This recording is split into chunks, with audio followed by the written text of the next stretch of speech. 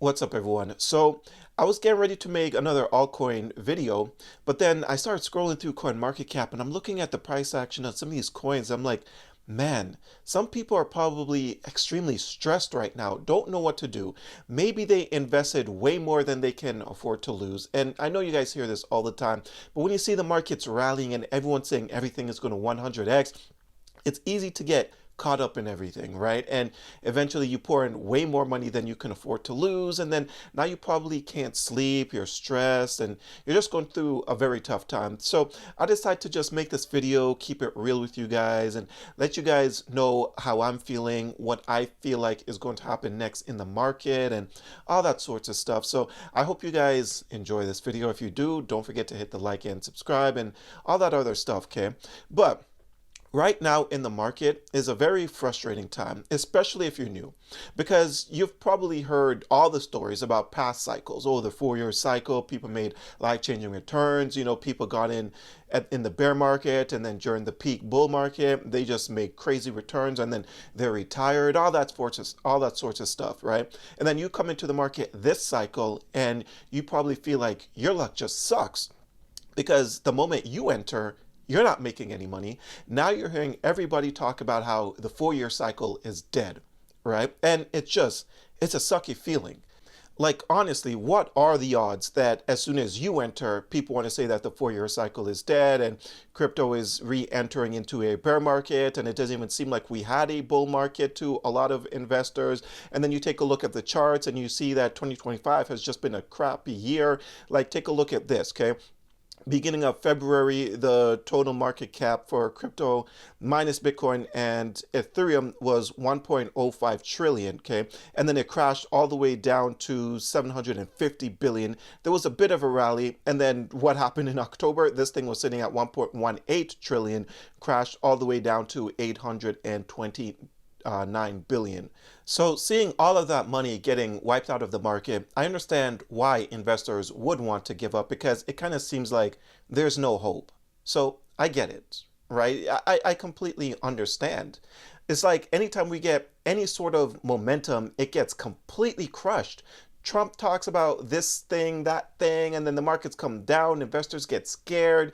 We get all these sorts of liquidations that happen, and it's like, why not give up if you're just losing money day in and day out? I'm actually going to touch on that in just a second, but I want to go back to something that I said at the beginning of 2025 when Trump crashed the markets, started talking about his tariffs. This is exactly what happened, right? Markets came down, investors started to panic. They didn't know what to do. What I said during this time period was, I want you guys to hold on to the feeling that you're feeling during that time period, right? So if you're feeling stressed, if you're feeling depressed, you just don't know what to do with yourself, I said hold on to that feeling, because once the market recovers, you need to remember what could happen eventually if you don't take profits, if you believe everybody that says this coin and that coin is going to do a 100x, this coin and that coin is the next Bitcoin, this coin and that coin is the next Dogecoin. Hold on to that feeling of regret, of not taking profits, of believing everything that people say on X, on YouTube. Hold on to that feeling so that the next time the markets recover, you're able to make better decisions on the coins in your portfolio and not catch FOMO. But now let's start talking about buying the dip. Something that I know a lot of you don't want to hear anymore, because during these time periods when these coins continue to go down day after day after day after day, you're sick and tired of hearing buy the dip because you don't have money to buy the dip. Let's keep it real, okay? Some people went all in during the good times in the market and they don't have any money left. Okay, not everyone understands how to buy the dip, and not everyone knows whether or not you should be buying the dip, because sometimes dip buying makes absolutely no sense, especially with majority of these meme coins, if you're a meme coin investor specifically. Okay, because not that long ago on X, so when did this specific meme coin peak? So October 4th, okay? This thing was sitting at a $20 million market cap, and I saw a couple people on X posting videos of them buying the dip on this coin after this thing came down like 5% from all-time highs.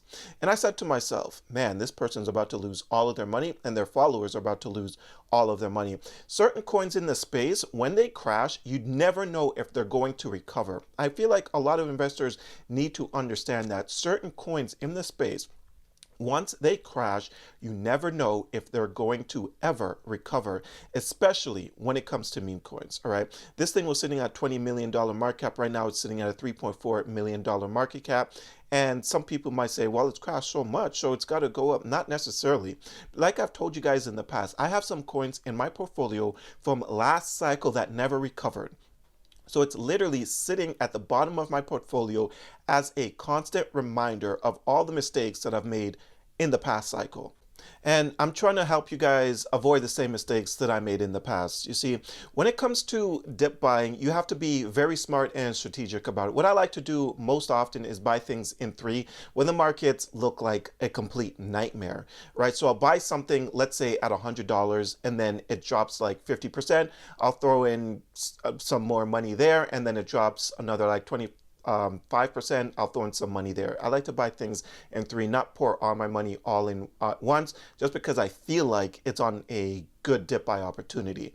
No, because honestly, you just never know what to expect. Because right now the market is red, but we see certain coins still pumping, like Zcash, for example, sitting at, I think, spot number 14 or 15 on CoinMarketCap, and no one knows where the ceiling is for that. No one knows if it's about to crash, but one thing that we do know for certain is people is buying this thing at all-time highs, and that's because people will continue to make the same mistakes that they've been making all year round, right? And I don't want you guys to do that whatsoever. Be very strategic with your dip buy opportunity or with your dip buys, and understand that not every single coin in your portfolio deserves a dip buy. Some coins, you just gotta let it do its thing. You can just hold, or if you feel like it's completely over for whatever reason based off of your research, not just the price action, then you can get rid of it if you wish and rotate the money into something else, right? But if you're feeling extremely stressed because your portfolio is significantly down right now,